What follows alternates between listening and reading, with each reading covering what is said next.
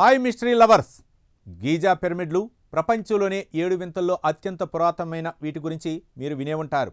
ఇవి రాజుల సమాధులని మనం పుస్తకాల్లో చదువుకున్నాం. కానీ నాసా శాస్త్రవేత్తలు ఇంకా కొందరు ఇంజనీర్ల విశ్లేషణ ప్రకారం ఇవి సమాధులు కావు. ఇవి కొన్ని వేల ఏళ్ల క్రితం నిర్మించిన భారీ ఎనర్జీ జనరేటర్లు.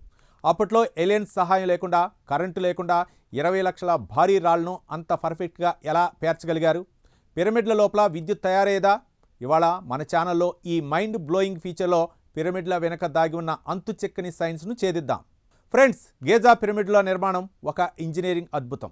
ఒక్కో రాయి బరువు 2 నుండి 80 టన్నులు, అంటే ఒక పెద్ద ఏనుగు బరువు కంటే ఎక్కువ.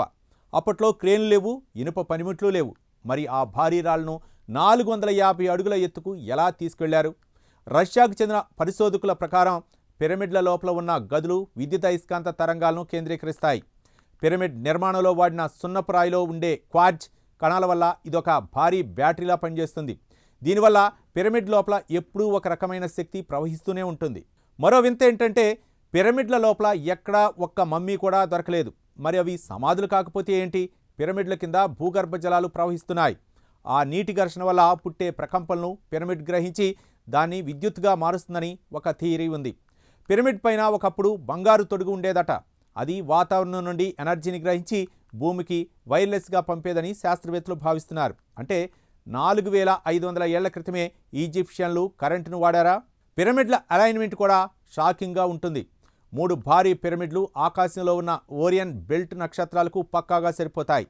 ఇది కాకతాళీయం అవటానికి ఛాన్సే లేదు. ఆ కాలంలో టెలిస్కోప్లు లేకుండా నక్షత్రాల దూరాన్ని అంత ఖచ్చితంగా ఎలా లెక్కగట్టారు? పైగా పిరమిడ్లు పక్కాగా భూమికి ఉన్న 4 దిక్కులకు సమానంగా ఉన్నాయి. 0.05 డిగ్రీల తేడా కూడా లేకుండా ఎలా నిర్మించారు? ఇదంతా చూస్తుంటే అప్పట్లో భూమిని సందర్శించిన గ్రహాంతరవాసులు ఈ టెక్నాలజీని అందించారని చాలామంది నమ్ముతారు. ఇక పిరమిడ్ లోపల ఉన్న రాళ్లను కట్ చేసిన విధానం చూస్తే అవి అధునాతన లేజర్ కటింగ్ లాగా స్మూత్గా ఉంటాయి. గట్టి గ్రాఫైట్ రాళ్లను రాగి పనిముట్లతో కత్తిరించడం అసాధ్యం. జపాన్కి చెందిన ఒక టీం సరిగ్గా ఒక పిరమిడ్ లాంటి నిర్మాణాన్ని ఆధునిక టెక్నాలజీతో కట్టడానికి ప్రయత్నించి విఫలమైంది. అంటే ఇప్పటికీ మన దగ్గర ఆ టెక్నాలజీ లేదని అర్థం. మరి వారు ఎలా చేశారు? పిరమిడ్ల లోపల దెందేరా లైట్స్ అనే చిత్రాలు ఉన్నాయి. అవి అచ్చం మన ఎలక్ట్రిక్ బల్బుల్లాగే ఉంటాయి. అంటే ప్రాచీన ఈజిప్ట్లో వెలుగు కోసం వీటినే వాడేవారా?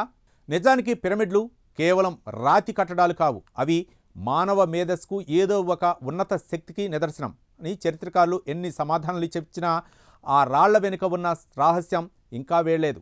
ఒకవేళ పిరమిడ్లు నిజంగానే పవర్ ప్లాంట్లు అయితే ఆ ఉచిత విద్యుత్తును మనం ఎందుకు కోల్పోయాం? ఆ జ్ఞానం ఏమైపోయింది?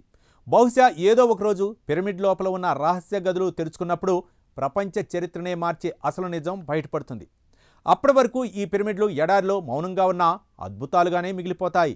చూశారు కదా, పిరమిడ్ల వెనుక ఉన్న ఈ ఎనర్జీ థియరీ మీకు ఎలా అనిపించింది? ఇది ఏలియన్స్ పనేనా, లేక మన పూర్వీకులు గొప్పతనమా? కామెంట్స్లో చెప్పండి. ఈ వీడియో నచ్చితే లైక్ చేయండి, షేర్ చేయండి. ఇలాంటి హై వోల్టేజ్ మిస్టరీ అప్డేట్స్ కోసం ఛానల్ని సబ్స్క్రైబ్ చేసుకోండి.